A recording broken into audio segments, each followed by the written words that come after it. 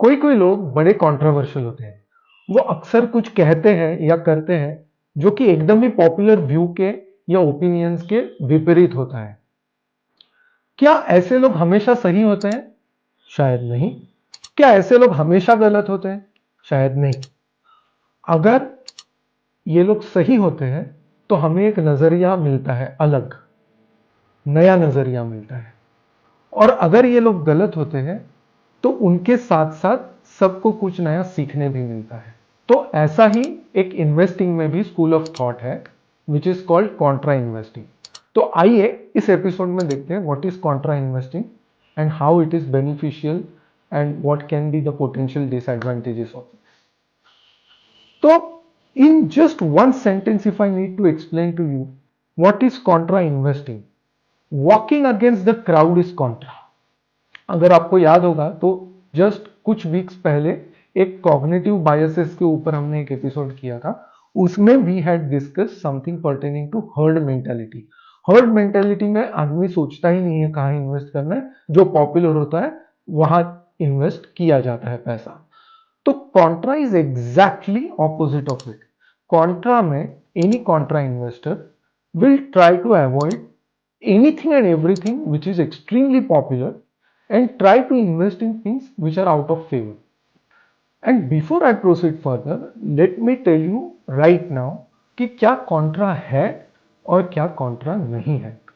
तो अगर कोई मान लीजिए एक इन्वेस्टर है, जब मार्केट राइट में जाता है इन्वेस्टर लेफ्ट में जाता है, मार्केट ईस्ट में जाता है वो वेस्ट में जाता है, मार्केट साउथ में जाता है वो नॉर्थ में जाता है, इसे कॉन्ट्रा नहीं कहा जाता, इसे बेवकूफी कहा जाता है।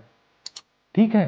तो कॉन्ट्रा वो होता है जब पेंडुलम ऑफ सेंटिमेंट इतना एक साइड में स्विंग हो जाए कि आदमी अपने कॉमन सेंस को यूज किए बिना इन्वेस्ट करने लगे, तो उसके खिलाफ जो खड़ा होता है ना, वो इन्वेस्टर कॉन्ट्रा इन्वेस्टर होता है। तो अभी मैं आपको एक एग्जांपल देता हूं just to clarify what we have discussed. एक कंपनी, आजकल हम सब लोग क्या देखते हैं, सब जगह पे ए आई एम एल कहीं भी जाओ, no communique will be complete if that communique does not have a I and email word.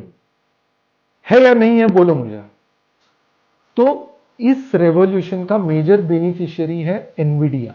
तो एनवीडिया क्या करता है, it might sound an over simplification but करता यही है, it is producing specialty hardware and systems which are used for large scale implementation of AI projects। तो इसका आज की तारीख में वैल्यूएशन $1 ट्रिलियन से भी ऊपर है एंड इसका पीई रेशो 100 से ऊपर है। हमने इससे पहले पीई के ऊपर एक एपिसोड किया है, अगर आपने नहीं देखा है तो प्लीज देख लीजिए, you will understand this episode better.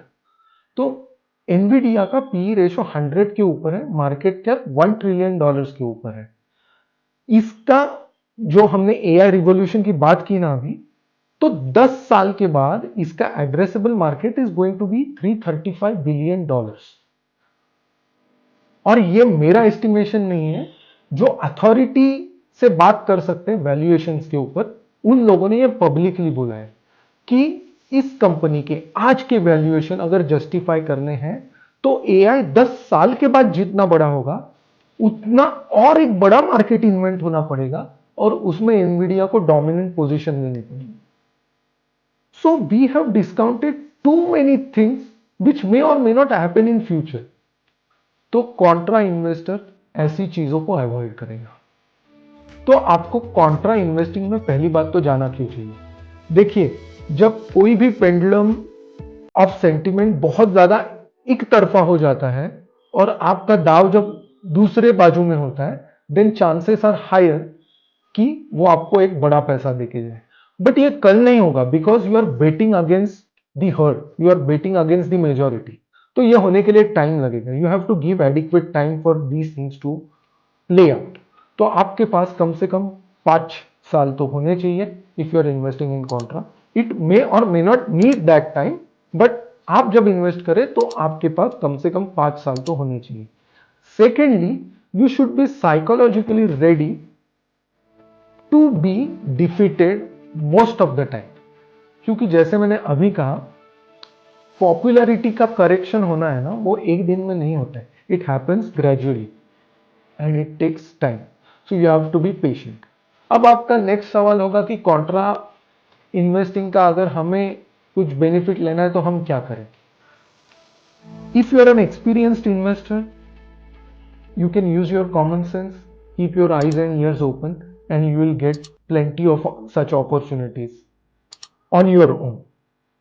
नहीं तो आप एक्सपर्ट्स की सलाह ले सकते हैं, उनकी हेल्प ले सकते हैं। अगर आप म्यूचुअल फंड में इन्वेस्ट करते हो तो there is a dedicated category which invest in these type of stocks. तो कॉन्ट्रा फंड ये category of equity diversified mutual funds है, आप इनमें भी इन्वेस्ट कर सकते हो। इन्वेस्ट करने के टाइम अगर आपको लगे तो उसमें एसआईपी भी चालू कर सकते हो एक लंबे ध्यान से, and then you should always opt for direct plans because they are cost efficient. उम्मीद करता हूं आज आपने कॉन्ट्रा इन्वेस्टिंग के बारे में बेहद जरूरी बातें जानी होंगी, maybe for the first time. अगर हाँ तो please like and share this video and subscribe to this channel. Mind your work.